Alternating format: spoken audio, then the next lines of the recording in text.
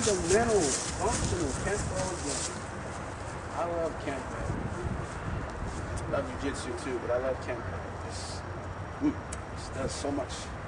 Anyway, back to body mechanics. We covered torque, we covered backup mass, and we covered setting the body up so that you can hit this guy with something worth hitting him with instead of saying, I love you, tappy tappy. Hit my son hard and some of the stuff I'm looking at. But anyway, next one is marriage of gravity. Translation, backup mass going down or up if you do reverse marriage of gravity. Something that people say doesn't exist, and I get into a lot of debates about what it really is. Well, there are basically two basic directions of every power principle we have. We have torque, and we have counter torque. Torque would be turning with a blow. Counter torque would be snapping away from the blow. And it kind of starts with regular torque, and then it whips it back. We have backup mass going forward, then you can say we have reverse backup mass drawing somebody in. Now we have marriage of gravity. Basically, I would use delayed sword to illustrate this, but I already covered this. I don't want to do delayed sword anymore. I've been doing delayed sword for years now. I'm getting bored with it. Anyway, delayed sword. Guys sitting here, go back, we do this. Cat back if you still like to do that. Kick the guy and we drop his height. Kick this guy in the pills. Come on, man. If I kick you in the pills, you're going to stand up. Now you got steel stuff down there, but come on. Anyway, kick a guy in the pills.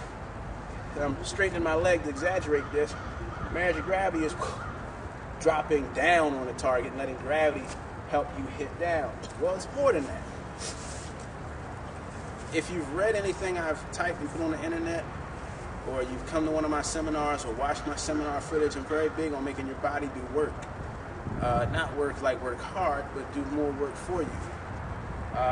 So in this example, not only are we going to just, standard Kenpo drop, but I'm going to crunch a little bit.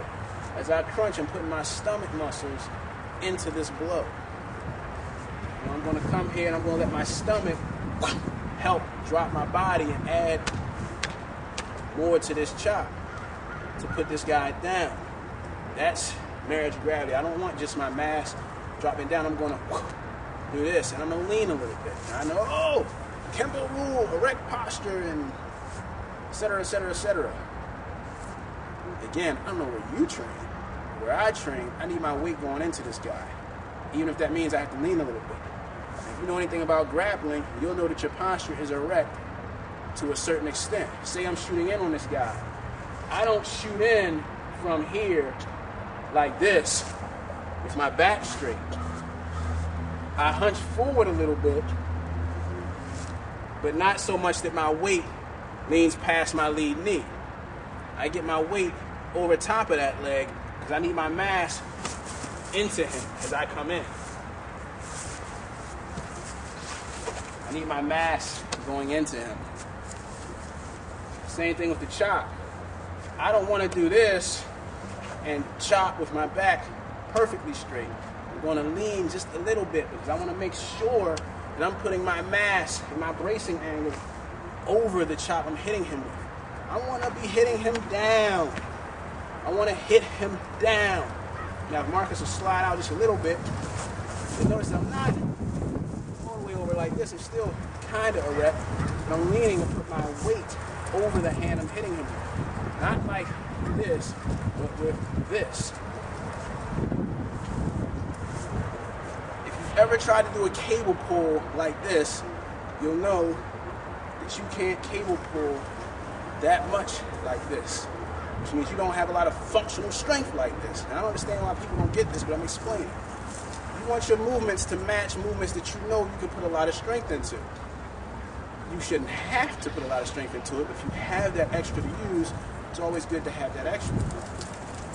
Well, I don't want to cable pull him. I want to bench press him. On a bench, I can lift more like this than I could ever cable pull like this.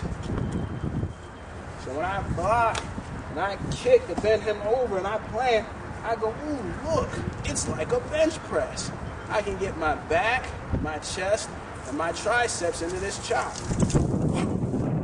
I can get a lot of oof on it in addition to my 180 pounds, 181, something like that today. Cutting weight, yeah.